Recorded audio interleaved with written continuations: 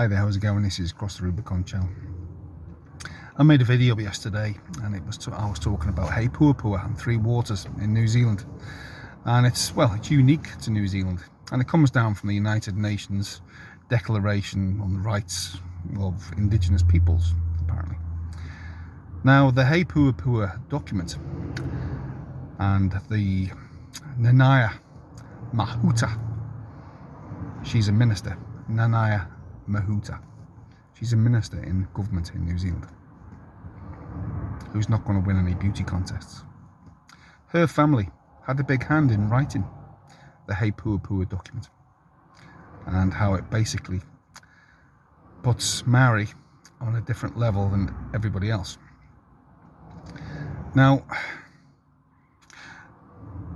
the problem is in New Zealand is that these super, and I'm talking super elites, right at the very top of Maoridom, and I've got to say it because it's true, who have more European blood running through their veins than Maori. But they call themselves Maori because there's fortunes to be made when you call yourself a Maori, and you get into government and you get into these powerful positions. Willie Jackson, JT, Matthew Tukaki, many others who have got themselves into these positions of extreme power, and they get themselves basically to those dizzy heights by using the race card all the time.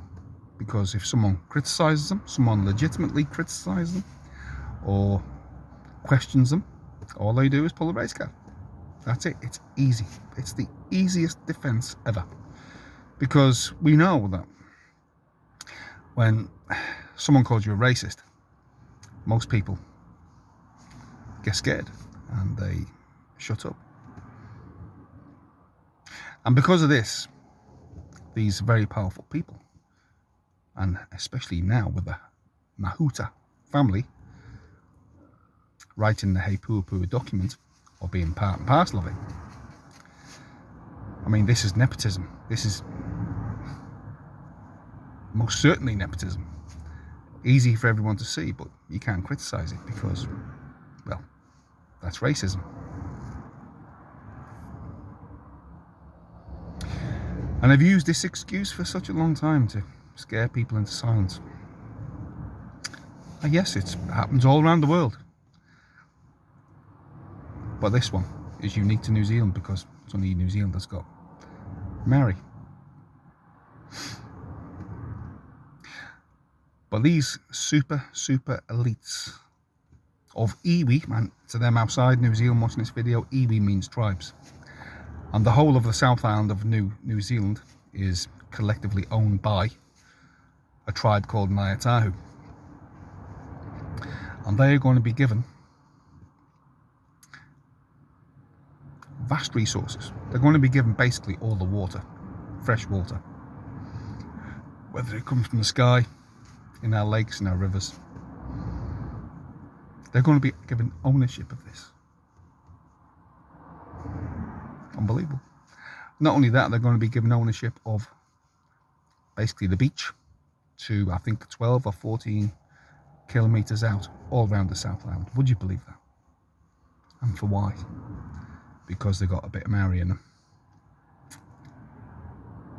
But this is what happens when you've got a Marxist, socialist Prime Minister who is doing exactly what she's told by the WEF to cause division and hurt and racism in a nation. So when the people are against each other, they won't rise against the government, basically. But that works in favour of these Marxists. And I'm talking as well in the government and the super elite Maori of New Zealand, who stand to become multi-billionaires because they're getting all these assets and resources and infrastructure. They're getting everything. New Zealand is fast becoming Venezuela. And the media, they're too afraid to talk about it because they're paid not to talk about it.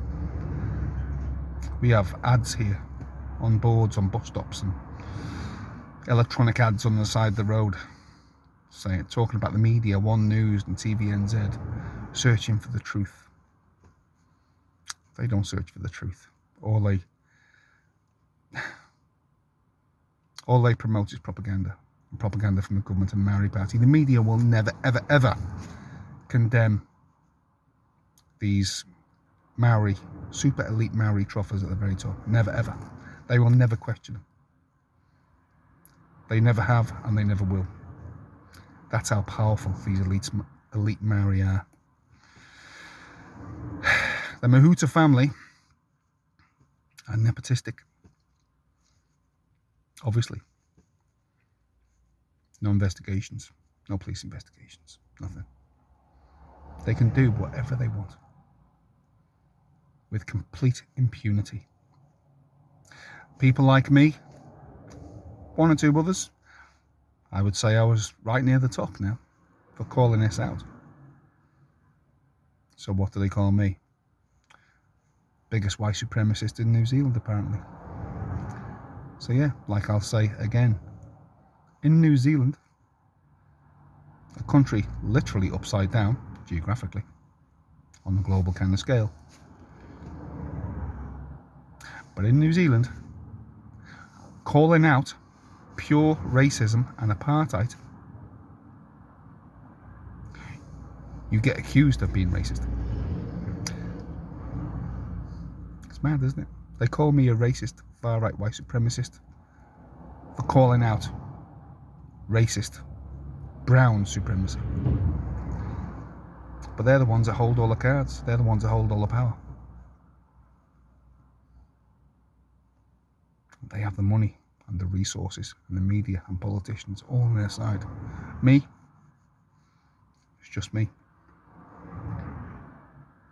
I am the road of least resistance. I can be destroyed like a flea on an elephant's back, making noises. That's what I would be. Does it stop me? No. Because I have integrity. And I believe in truth and honesty. And this should be exposed.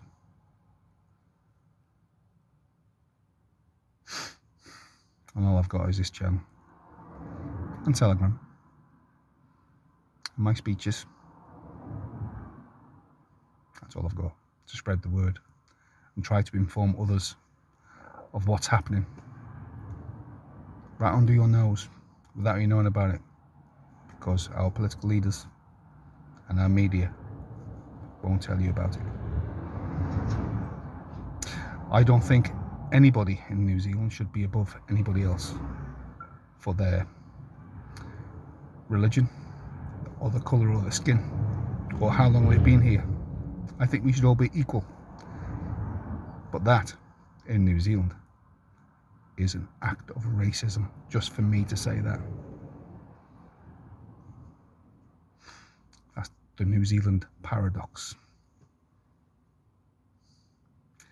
You heard it here first. The New Zealand paradox, where calling out racism is an act of racism. This is Cross the Rubicon. Please like, leave a comment, subscribe, and share this video everywhere. See you later.